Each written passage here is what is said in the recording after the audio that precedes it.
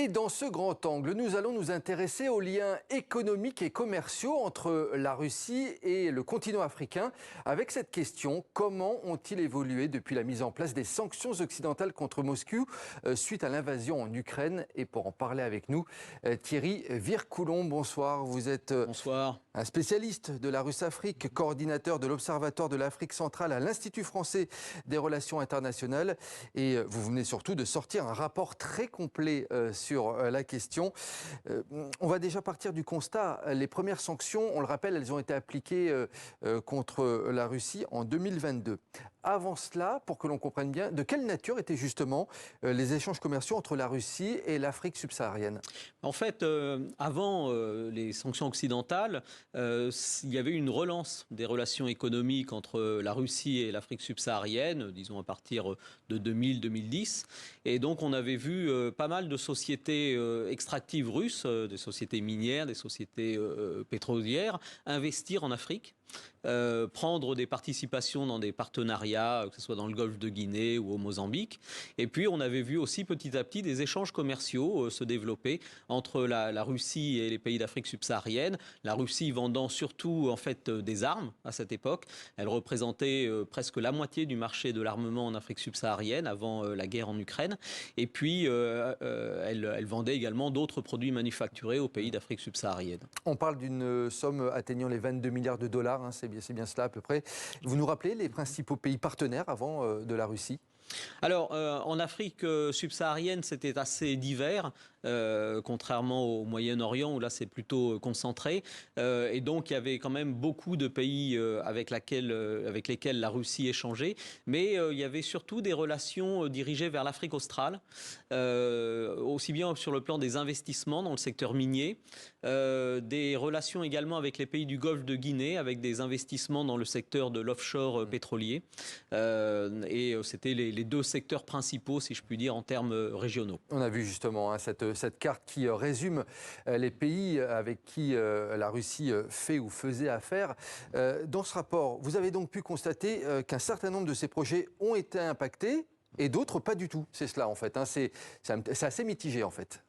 Oui, en fait, on peut dire que depuis que les Occidentaux ont pris des sanctions économiques contre la Russie, les relations avec l'Afrique subsaharienne, c'est plus de pétrole, plus d'or, moins d'armes et moins d'investissements directs. Pour résumer en gros. Voilà, exactement. Et plus de pétrole parce que le pétrole russe est moins cher depuis qu'a été instauré le price cap, donc le blocage, les sanctions qui bloquent le prix du baril de pétrole.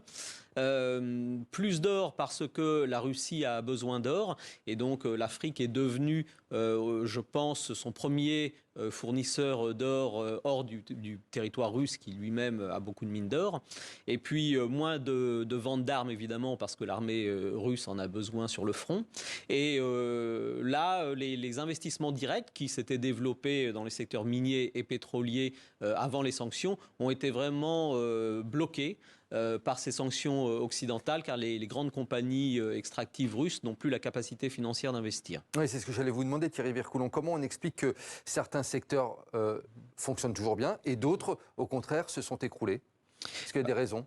Oui, en ce qui concerne justement le secteur pétrolier, comme je le disais, c'est les échanges, c'est surtout du carburant russe qui est vendu maintenant sur le marché africain. Et donc les parts de marché de la Russie ont augmenté sur le marché africain. On voit notamment les navires de la flotte fantôme livrer du carburant dans les ports d'Afrique de l'Est et d'Afrique de l'Ouest. Par contre, en ce qui concerne les grands investissements dans le secteur minier, dans le secteur pétrolier, donc qui nécessitent plusieurs centaines de millions de dollars, voire des milliards de dollars, ceux-ci ont été asséchés. Et on a vu certaines sociétés russes être forcées même de désinvestir, de sortir de partenariats, que ce soit dans la grande mine de diamants de Katoka en Angola, ou alors dans le projet de mine de platine, de grande mine de platine au Zimbabwe également. Et malgré ces impacts, hein, suite donc à ces décisions suite à la guerre en Ukraine, je disais que par exemple l'année dernière, donc en 2024, il y a eu un accord pour la construction d'un pipeline au Congo-Brazzaville, ainsi qu'un accord pour construire une raffinerie au Soudan du Sud. voilà ce qui a été conclu avec Moscou. Finalement, les affaires, elles continuent à prospérer dans certains endroits. Alors oui et non, parce qu'en fait, ce sont des accords qui ont été signés l'année dernière, mais il y a des doutes sur leur mise en œuvre et sur la réalité de ces investissements. C'est sur le papier, mais dans les faits, c'est pas encore. Voilà, en fait, on se rend compte que Moscou signe beaucoup d'accords avec des pays africains, mais réalise peu de choses. Et donc, il y a beaucoup de palabres, mais il y a peu de réalisations qui sortent de terre. Et on s'aperçoit qu'en fait, la plupart de ces accords sont signés avec des pays qui n'ont pas, soit qui ont une certaine russophilie historique, soit qui n'ont pas la possibilité d'avoir d'autres partenaires. C'est le cas du Congo-Brazzaville, qui est un pays qui est très très endetté, du Sud-Soudan également, qui est dans une situation économique très difficile. Et donc, on a des doutes très fort sur la concrétisation de ces contrats qui ont été signés l'année dernière.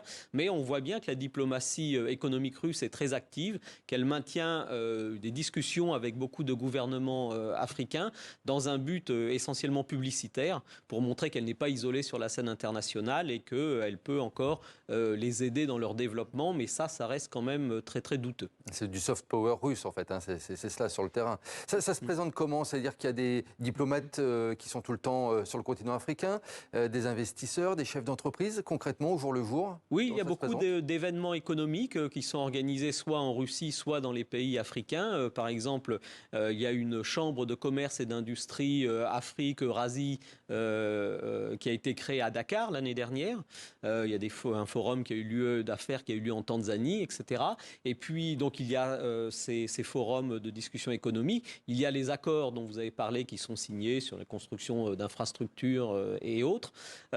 C'est essentiellement un activisme diplomatique pour projeter l'image d'une Russie qui est encore capable d'investir et capable de dépenser de l'argent en Afrique. Est-ce qu'il y a des fois corrélation entre ces activités économiques et le déploiement de certaines troupes militaires russes sur le continent africain? Est-ce que les deux peuvent être liés parfois ou pas du tout? Oui, tout à fait. On a vu en effet les activités économiques russes se déplacer là où, par exemple, Wagner avait pris pied, donc vers la Centrafrique, vers le Mali. Comme je le disais au début, au départ, les investissements russes étaient surtout vers l'Afrique centrale et l'Afrique australe. On les a vus arriver en Afrique de l'Ouest, notamment au Sahel, lorsque Wagner a pris pied au Mali, au Burkina Faso. Est-ce qu'il y a certains pays qui ont totalement tourné le dos à la Russie? Oui, on constate que l'Angola, par exemple, est un pays qui a vraiment un gouvernement qui a vraiment pris ses distances. Il avait un très long partenariat d'affaires avec Alrosa, qui est la grande compagnie russe de production de diamants, qui est le premier producteur de diamants dans le monde. Depuis le début du siècle, il entretenait ce partenariat. Et là, il l'a cassé l'année dernière et a mis fin à ce partenariat dans le secteur du diamant, qui est évidemment un secteur très, très profitable. Et ça profite à d'autres nations, à d'autres pays, sur ces retraits de la Russie? Oui, tout à fait, parce que dans le cas du partenariat angolais, c'est le Fonds souverain d'Oman qui a remplacé Alrosa comme principal partenaire dans ce consortium. Et donc, on voit qu'en effet, il y a d'autres acteurs économiques qui remplacent la Russie ou les promesses de la Russie. Et on voit qu'il y a une vraie compétition économique sur le continent et que par conséquent, il y a d'autres offres qui peuvent être faites à ces gouvernements africains. Thierry Vircoulon, je voulais qu'on parle un instant d'un terme que vous évoquez dans ce rapport, le terme de clandestinité économique. Qu'est-ce que cela signifie? En fait, ça veut dire que l'on passe davantage par des intermédiaires, par des sociétés écrans et plus en direct sur le terrain, comme je l'évoquais avant? Oui, ça concerne les relations commerciales. Ce qui se passe en règle générale quand on prend des sanctions économiques contre un pays, c'est qu'il essaie de continuer à faire du business, à faire des affaires, mais dans la clandestinité. Donc, d'une part, il ne publie plus de chiffres officiels ou ces chiffres ne sont pas crédibles. Et puis, en effet, il essaie de cacher ses relations commerciales en passant par des intermédiaires, en évitant évidemment d'être trop visible et trop public, et en recourant à des systèmes de paiement qui sont là aussi beaucoup plus discrets. Donc, un petit peu pour conclure, ces sanctions occidentales contre Moscou, Est-ce qu'elles fonctionnent ou pas, finalement, sur le continent africain? Oui, elles fonctionnent, elles ont eu un effet réel. Comme je le dis, elles ont bloqué la vague d'investissement russe dans les secteurs extractifs. Elles ont aussi forcé les relations commerciales à devenir beaucoup plus clandestines. Et donc, elles rendent beaucoup plus compliqué le business. Par contre, ce qui n'a pas fonctionné, à mon sens, c'est qu'elles n'ont pas été accompagnées d'un discours explicatif à l'égard des dirigeants africains et notamment ils n'ont pas été, elles ont manqué, je dirais, de pédagogie diplomatique. Et c'est justement la conclusion de votre rapport, ce que vous venez de nous annoncer. Merci beaucoup Thierry Vircoulon d'avoir été l'invité Merci à vous. de ce grand angle du 64 minutes. Merci à vous. Merci.